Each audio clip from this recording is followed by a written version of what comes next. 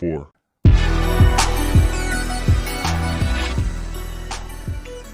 All right. Hello, everybody. Hello. And hello, I'm Muzaki Zainal, and this is my friend This is Anwar. Anwar Hadi. What's up? Yay. Hello, everybody. Welcome back to the Mentol Pecah podcast. I say welcome back because I assume you guys have been subscribing despite the 2-year hiatus.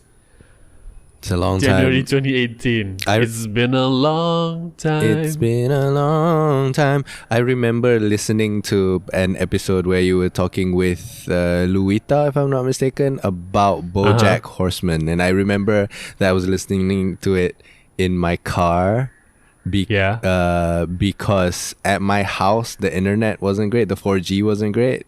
So I had to go down to the car to listen to a podcast. Wow. That was how much you were willing to waste your time, because that episode was not very good. I like that. I mean, it has stuck with me for 2 years, man. So it was good that it was something. Yeah, it was very something. I think we recorded 2 with Luita. 2 If there's only 1 with Luita, that means that was the one that ended up a mess, because Haikal and Harish was there, and they all kept heckling me. I was trying to end the episode and they all kept adding nonsense. Okay. So that's a good way to start a podcast, right? Telling people that the podcast is bad. Yeah, isn't that good? Sure. Yeah, it was bad 2 years ago. You've improved so much over the past 2 years. I've improved let's say much. Through no practice at all, you've improved. Yeah, I've improved by just not doing what I've always been doing. Yeah. And yeah, what I do now is just to record Okay, oh man, just so thick with self-referential nonsense up top. Hello, listeners. If you are listening to this, it's very likely you follow me on Twitter, and that is at MZKRX, or you follow Anwar Hadi at Anwar Hadi, or you just follow me from YouTube or from SoundCloud. If you do, thank you very much. I apologize for the long delay, except I don't really apologize because I don't really owe you anything, except myself. I owe you to be me. The way I owe you is the same way I owe society and my community, in which we owe each other, that little, social contract that we should be good to each other, right? Mm-hmm. So yeah, that.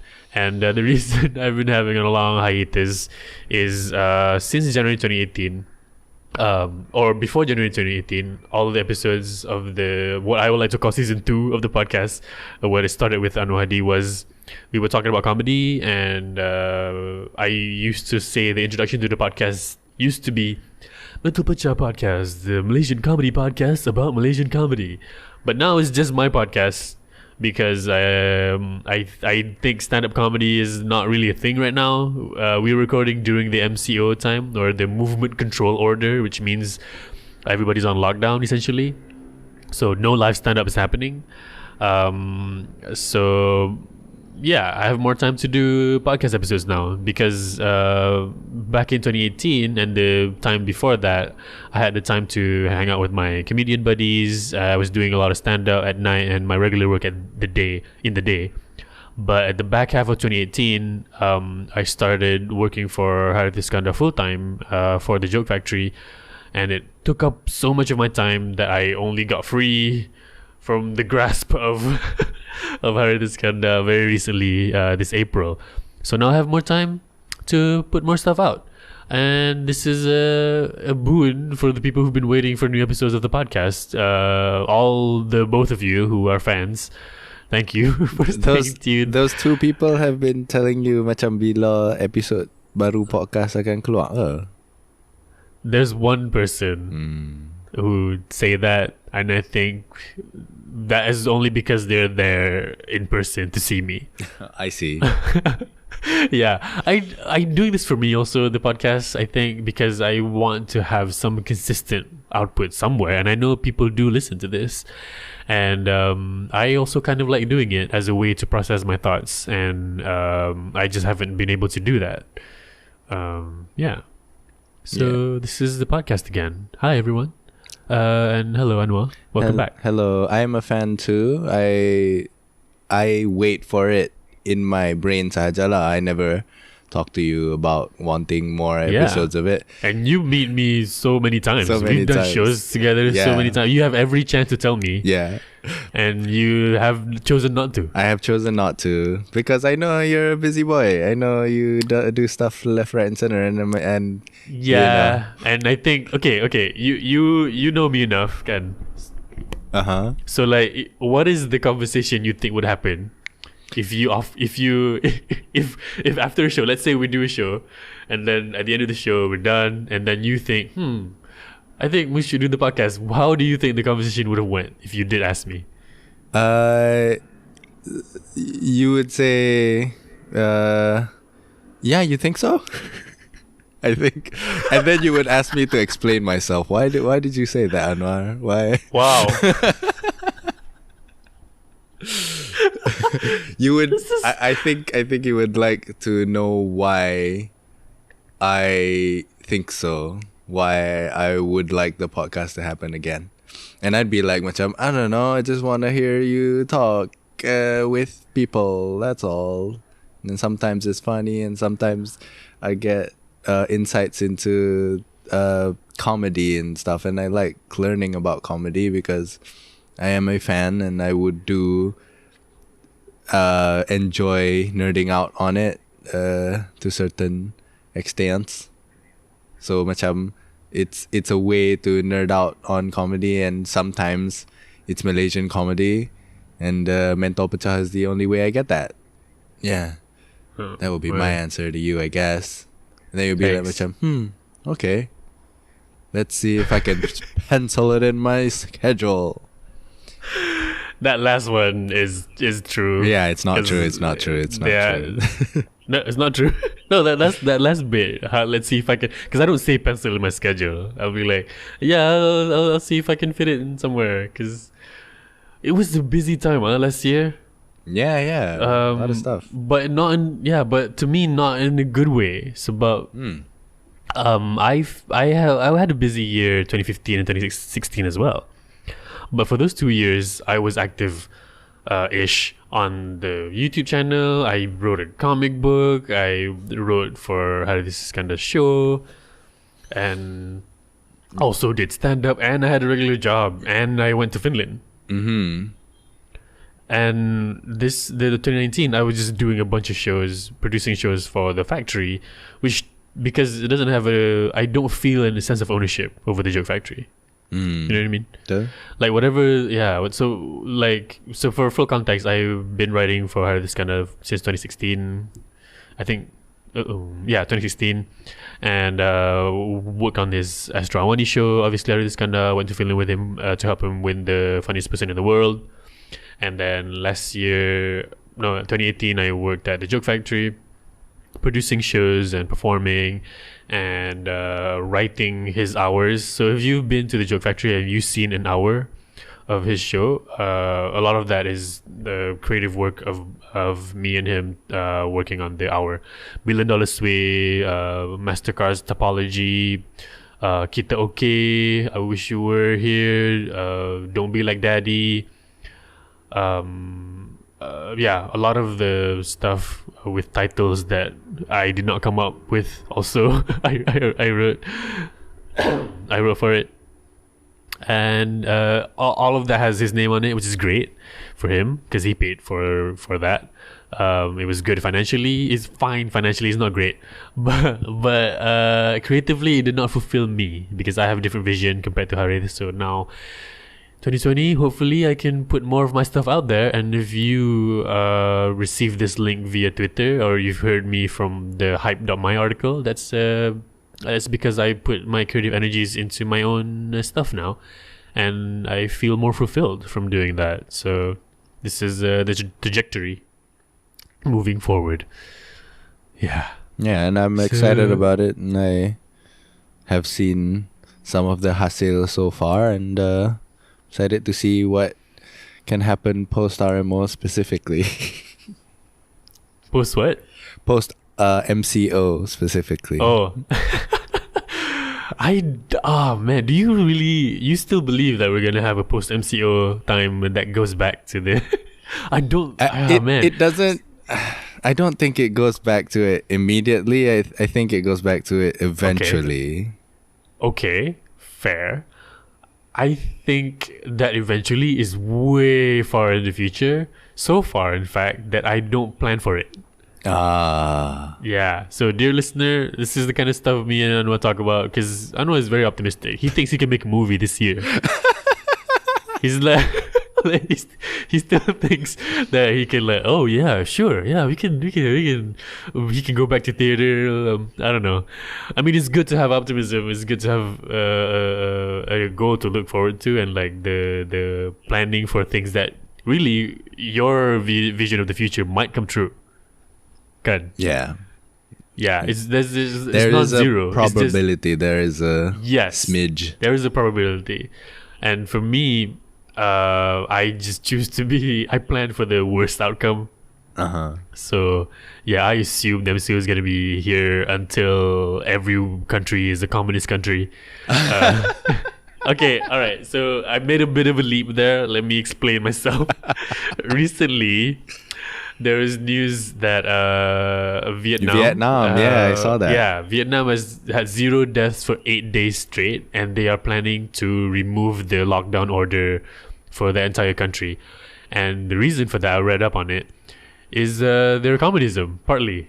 It's about, they heard about the news end of December again. End of December was when they struck Wuhan. Yeah, and end of December. Again, yes. So January already, the premier of Vietnam was like, "We are declaring war." Okay, so we have to remember culturally who Vietnam is, and they're like, no, okay, so they're a communist country, again. Yeah, they and China are like fine, but they're not, they're not best friends. Not to say they don't have like a rivalry or what. It's just China is the big country, communist country bullying people. Vietnam is the communist country who defeated America. Yeah. This is the cultural thing that the entire country believes so much in their government and their military, and with good reason, because once again, they beat America, the United States of America. Yeah. If you, as a tiny nation in the Southeast Asia, and you manage to beat the loudest, most annoying member of the G8, your entire people will trust you. Yeah. And the entire people did, and they fully trust in the one party communist party political system, and so what they did was, at the end of December, they heard of it. January, they're like, okay, we're gonna knock this down. Then the other thing that they do. Okay, the other thing that they have is a police state.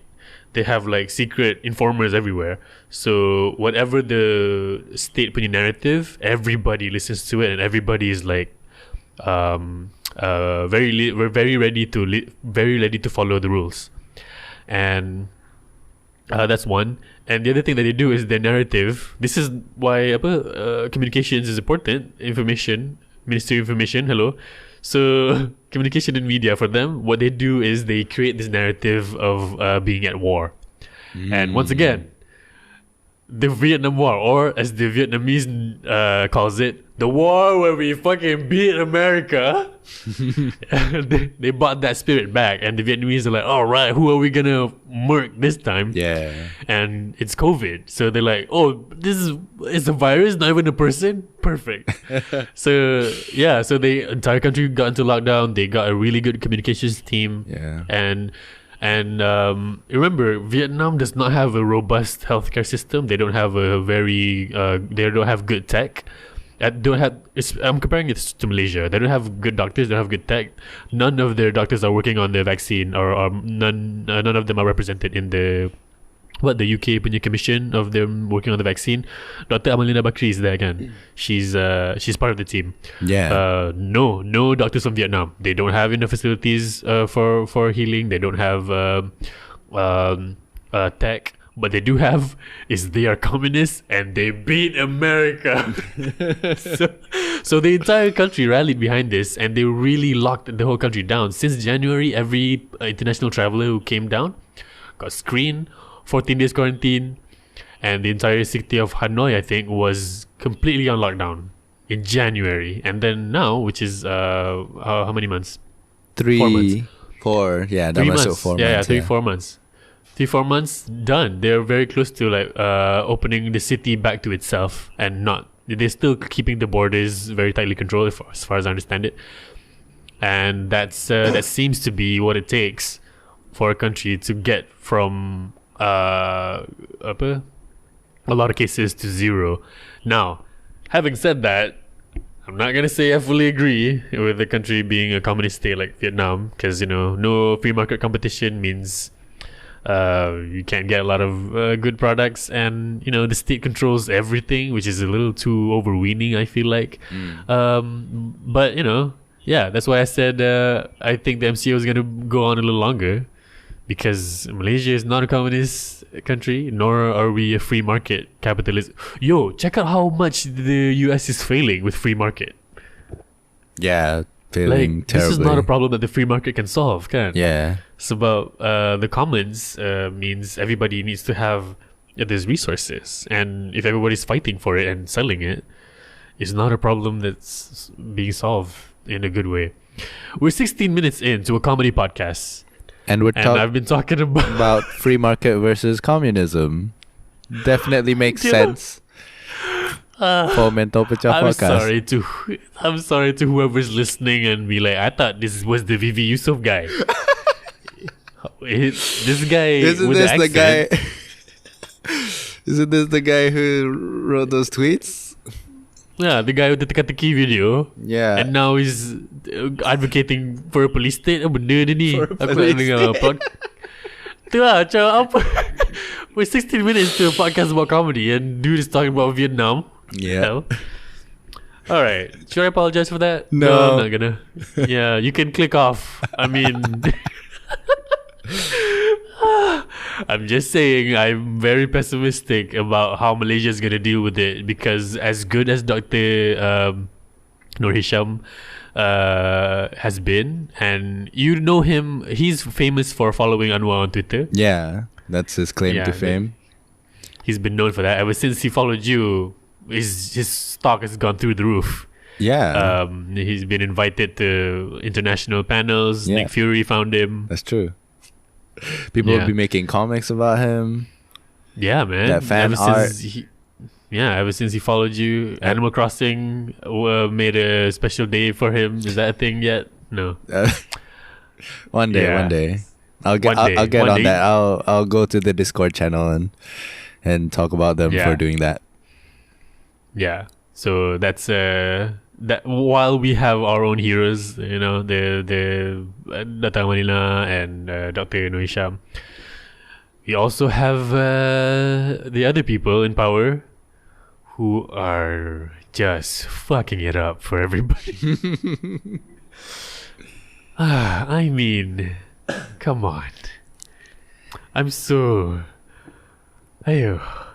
The ones that I'm right now getting really angry at. No, am I angry? No, annoyed. I guess I'm privileged enough to merely be annoyed at this former minister's daughter who's going out and not getting in trouble because her dad's a literal gangster. And yeah, I don't know if you know this, but the dude with the sharp eyebrows, who kind of looks like that evangelical.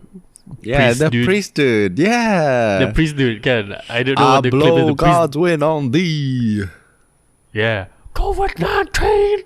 That guy, that's for sure. That looks like him. Yeah. And so that guy, yeah, he's a legit gangster. With the. I'm sure he killed people. I mean, With I won't be surprised if they found bodies. with a wag of the finger, he's killed people for sure. Yeah, that you. If he hasn't done it, then he doesn't deserve the clout. Yeah. You know? If Yeah. police are scared of you, you must have killed at least one guy. Yeah. Yeah. So, and because of that, I guess people are supposed to let your daughter spread the virus around. Come on, man. Yeah, man. Okay, maybe she's not spreading the virus around, but what is really happening is that there are different rules for people with privilege versus people who don't have it. Yeah. And that's not gonna be good. Everybody has to follow the same rules. Otherwise, we're just gonna keep discovering new clusters. I mean, if you guys just hang out with each other, at least you just kill yourselves and leave us out of it. Yeah. But that's not the case. But why go to Tesco, where everybody Tu lah. goes? Just Everybody goes to Tesco. Okay. Just go to like Ben's Grocer or something. kan Jason's Food Hall, Professor Winsleydale's Groceраtorium. You know, wherever the bougie people buy their artisanal Yeah. candles. The Monchiara The Monchiora fresh you know place. do you know what is quite surprising to me after the videos that I put out What was so making fun of- surprising? is that quite a lot of people messaged me on the direct messages and as a reply to the video saying that they're impressed with my accent and that they want to study it, They won't study they- it. or they want me to teach them how to do the Oh, accent. fish! They were very impressed by your accent Yeah, and would like I'm- to take it on and that is very weird to me. and view it because- positively. And you were doing it because it sounded good. No, I was doing it because I was doing it to make fun of Malay people who don't have a Malay accent. Exactly. Yeah, exactly. I was doing it to make fun of people with bougie accents. My original accent, which is this, does not sound at all bougie. It This does is not how- implicate me in any way as having any money not at implicate me. all. Exactly. I find that notion preposterous. But this is just baffling to me. I just don't understand it at all. I do not understand it. Doesn't how could you make those lines of conjecture? Indeed. Well, I mean, accents are funny, and that's really why I did it. And if you guys haven't seen the video, the VV one, it's the accent was all over the place. Actually, it was very bad. Like I'm hearing it, I'm like, I'm doing it. You know what I mean? Like In I classic say the same Muzakir words at different fashion, places. you found a way to not like it. I mean, it's funny, but it's not accurate. You know what I mean? Yeah, it's not. I wasn't trying to be accurate. Yeah, you weren't trying to be accurate. Yes.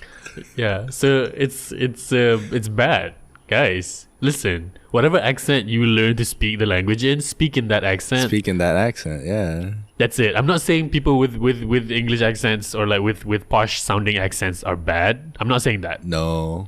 I'm saying that accent fits with the character of a rich person trying to give advice to poor people. Yes. Right. It's So if easier. you have if you have an accent and people tell you have an accent, that means you do. And as long as you know that you have one and you can explain why you have it, then that's fine. You know, I don't want to make fun of people for the way they talk. I just want people to understand where they're coming from. Yes. Have people told you have an accent? People haven't told me that that I have an accent. I think they know that I know I have an accent. So they don't tell me that I have an accent. So that makes sense. Nobody. No, it doesn't. Can you? Nah. I need you to explain a little bit. Yeah, but I don't think anybody comes up to me and say, "Macam, I like your accent." Or I think online they say that they are impressed, I guess, quote unquote, by the way I use English, and Okay. I'm like, okay, but yeah, nobody says macam it's I don't know, what am I trying to say sebenarnya? I'm trying to Yeah, make it seem like nobody pujis me, but they do. Oh, that's not what I was asking.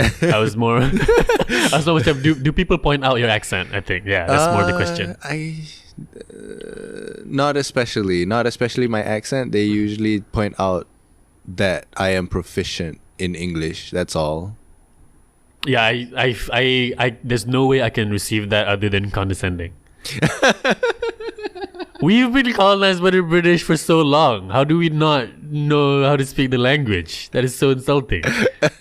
You know what I mean? We use it so much, we break it every day.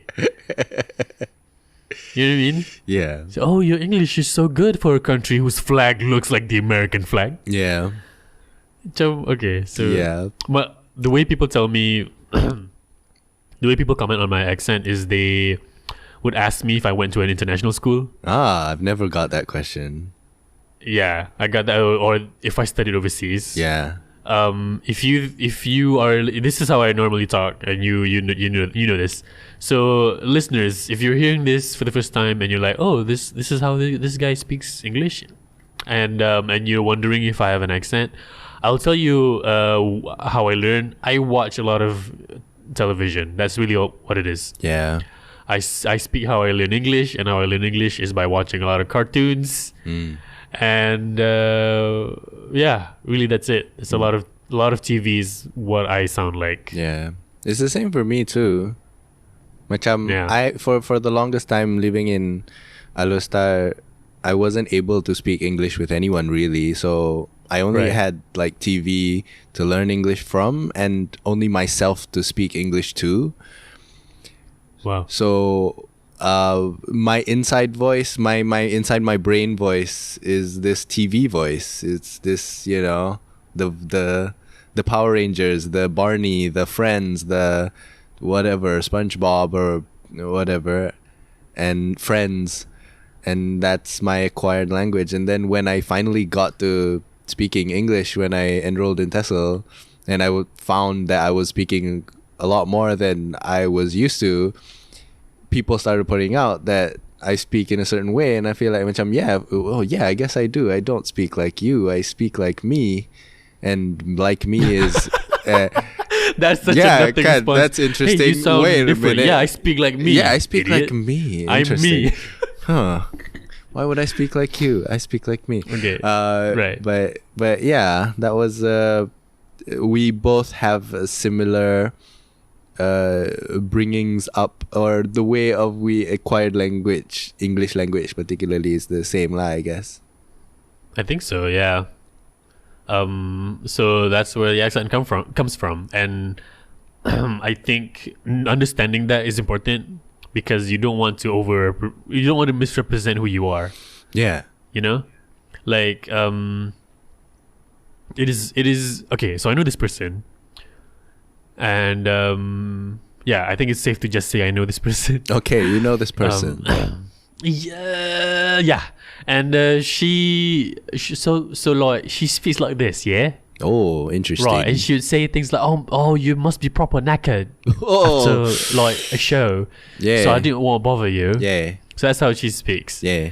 And she's Malay, full Malay, budak Melaka. And and we have a conversation, and I was like, "Yo, so as okay, so I'm trying to cut out details that are unnecessary." So okay, so we were having a conversation, the kind of conversation you have when you reach a point where you agree to reveal a lot of stuff to each other and be very vulnerable. Okay. Mm-hmm. So here I was like, yes, I was telling her, right, it is very valuable that someone can tell you a particular thing about yourself that you may have a blind spot for.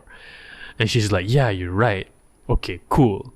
Now, before I leave here, I really need to ask you something. Can you tell me where the accent comes from? And she's like, huh? What do you mean? Oh no, she's like, oh, what do you mean? I'm not sure what you're trying to say. Yeah, I have an accent.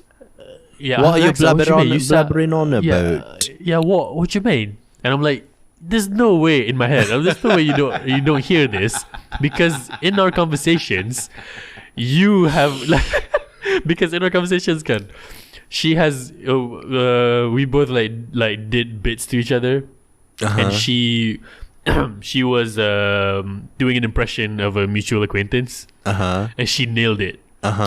And I was like, yo, that's great. So you know the nuances of how a person speaks, right? So you must know how you speak versus how I speak, because I don't speak like you speak. Yeah. And she goes, why don't you do an impression of how I speak, and maybe I can hear it. I'm like, no, because I've been doing it in this conversation and you didn't point it out. And she's like, really? And then I start to explain to her, like, I got a little weird into linguistics. I was like, okay, so when you say this phoneme, and when your oral posture sounds like da da da, and, you know, your tongue is here when you say this word. And then she's like, oh my god, this explains so much. What? Wow. Yeah, I know. I'm like, why is this your reaction? And then she goes, well, I was hanging out with this friend of mine who's a white Englishman. And then the white guy would say, why do you sound so English? And then she just didn't understand what he was talking about. Huh. And now she's like, oh, she put her forehead in her hand and like, oh my god. So that's what it was on about. So that's what I didn't even know. And I'm like, okay. So how did you get this accent? How long were you in King's College? and she was like, I was there for 2 years. You were there for 3 years. No, 2 years, and that's it. Wow. And I'm like, did you go to UK international school for a long time? Like, no, she didn't. She went to international school. I don't know what kind of accent she was using there, but like, entah. So having that accent is fine, but also knowing where you get it, I think, is important. So at least people don't think you're pretentious or like you're being someone who you're not. Yeah, you know? yeah. Noticing how you sound like and making sure that you know why that's the way it is important. Because this is we talked about this in a previous episode, where self-awareness is important to know how you come across. Because once you know how you come across, you get to understand why people react to you a particular way. Yeah.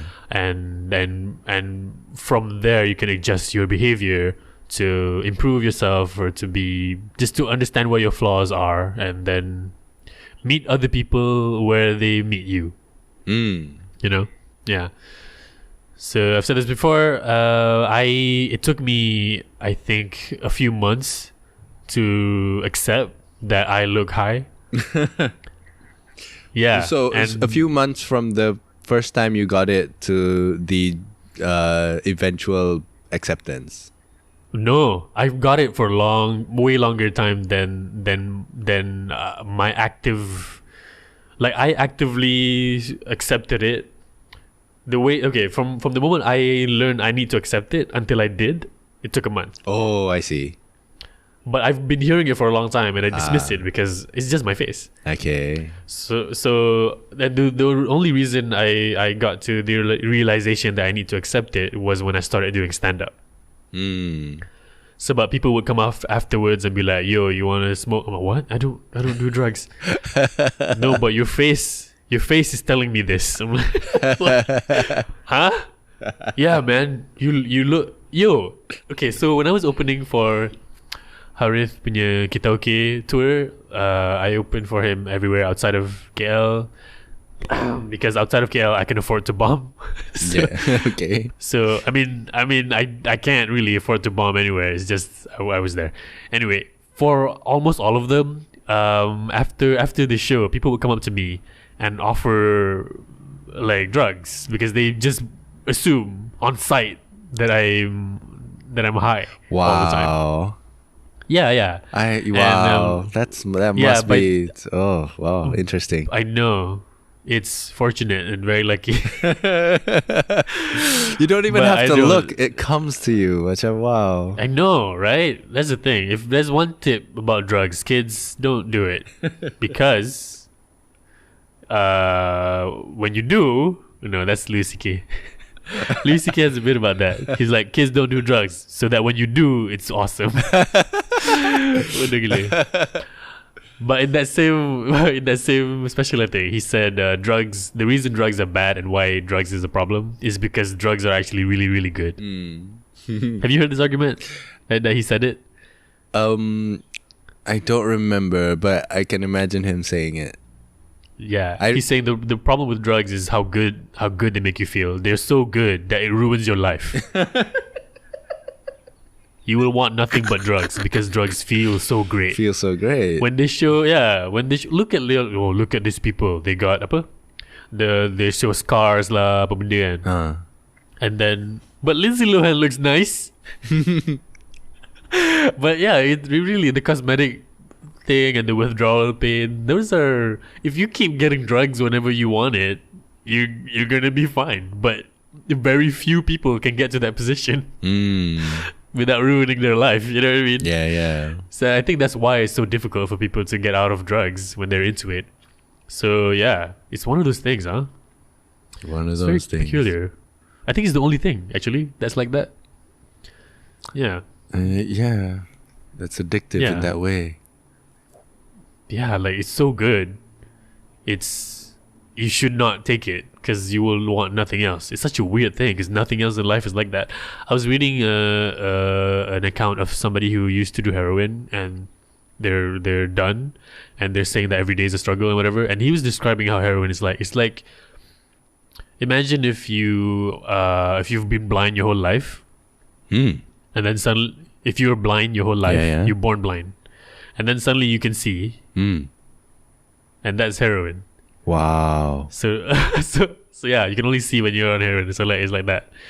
But he's like, it's like that, but like times a million or whatever. Whoa. And I'm like, yeah, I understand now why people are on heroin specifically, because it's like it's not an opiate, but it's not an upper lah. It makes you not want to do things. So you just lie down and just imagine what kind of sensation that was happening in your brain, and you don't even care to sit up straight. That must be, you know what I mean? Like if I'm tired and I want to sleep, I would find a pillow at least. Yeah. You know? Yeah. I would try to balance myself. But like if you look at how people are doing heroin, they're just on a chair with their back just fucked up. But they're like, yeah, this is the best. I'm like, God damn, it's dangerous. And you want to do that over and over all the time. Wow. Yeah, I would imagine you would want to. Yeah. I feel like the only time you should be allowed to do hard drugs like that is when you know you're about to die. Yeah. Because that way, it's all good. You're not going to ruin your life. Your life is done. Yeah. At least you'll get to see for a little bit. Oh, yeah. You get to, whatever the extra levels of sensation you can get. Yeah. Oof. Scary. So the lesson is don't do drugs. Don't do drugs. Until you know you're about to die. It's the only time you can. Approved by Uncle Muzakir and Anwar. Yeah, I will sign off on that actually. Put my name on that. Like, yes. Do it. Kids, don't do drugs until you've grown really old and you're sure you're going to die. Until the doctor has told you specifically you have 24 hours to live.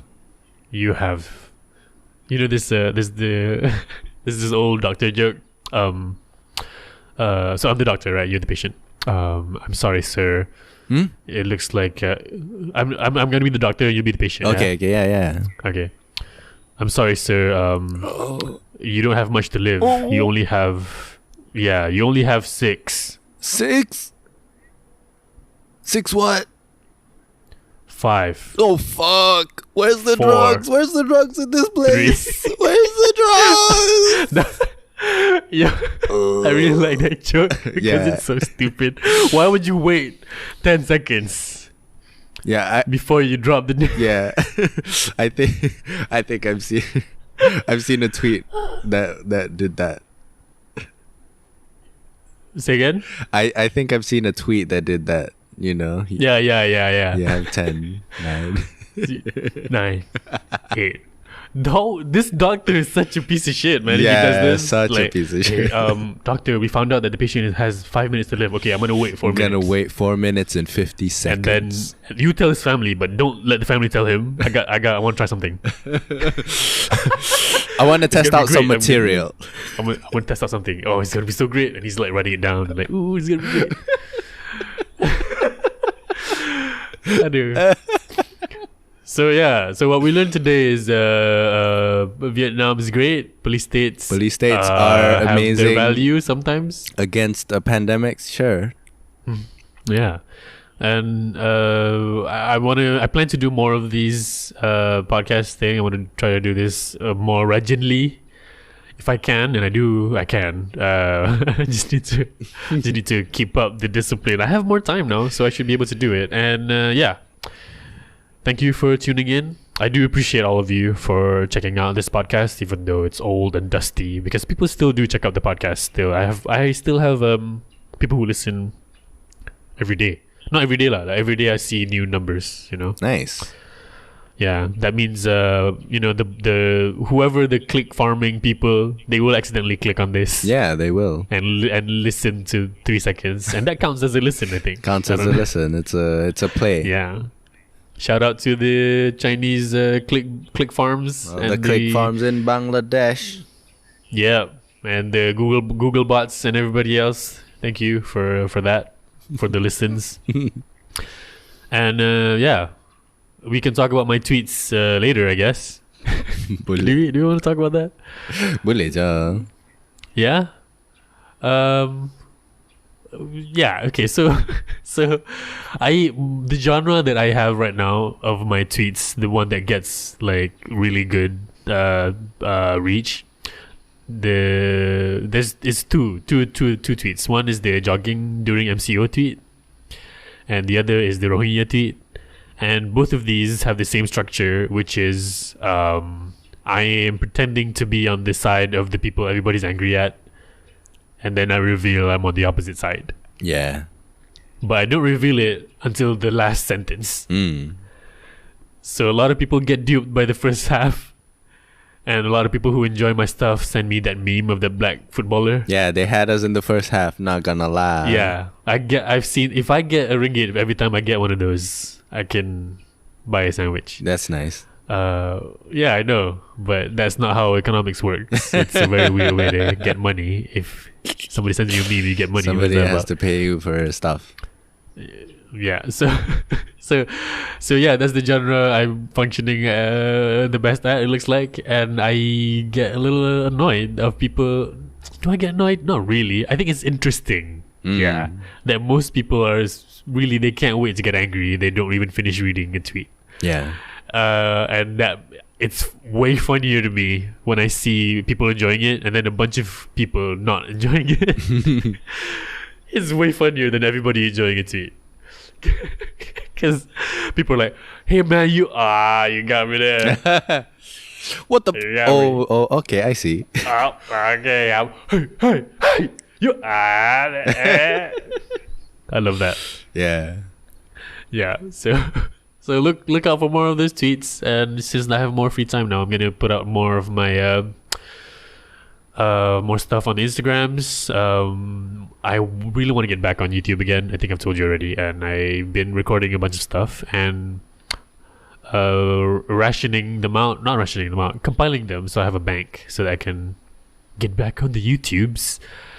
Because going back to what we're going to talk about at the top of the thing, about the MCO, I feel like it's going to go on for longer than I'm comfortable with. And longer than I think most people want to accept. So I'm going to function as if that's the case and see if I can be of use to the community with my funnies and still have fun and maybe get something out of the MCO by becoming one of those annoying content maker people. Yeah. Yay. That's that's what I'm looking forward to. Yeah.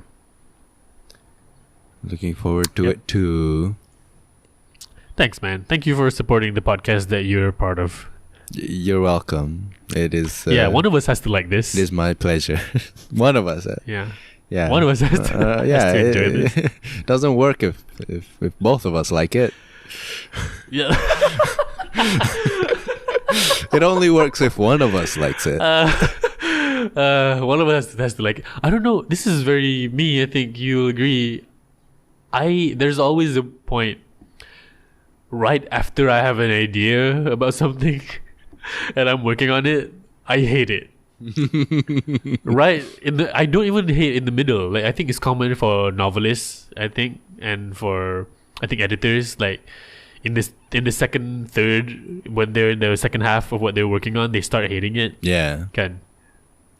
I hate it almost immediately.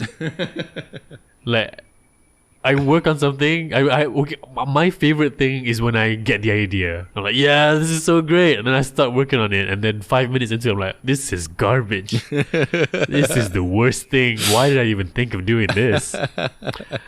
I think that's why improv is great, because I get to have new ideas every single time. Yeah, and and once it's done, I don't have to look at it again ever. Yeah, it doesn't allow you the time to dislike it because you're already on to the next thing. Yeah.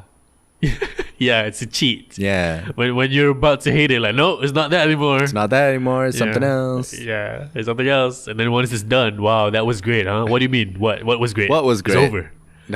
It's done. Nothing I mean, was it's great. gone. It's gone. You will enjoy this more if you've seen Pinball Monkeys in person. Have we talked about Pinball Monkeys? Not at all, kan. Pinball Monkeys Not is such at a recent all. invention. It's such a recent thing. Yeah, 2019. Yeah. Yeah.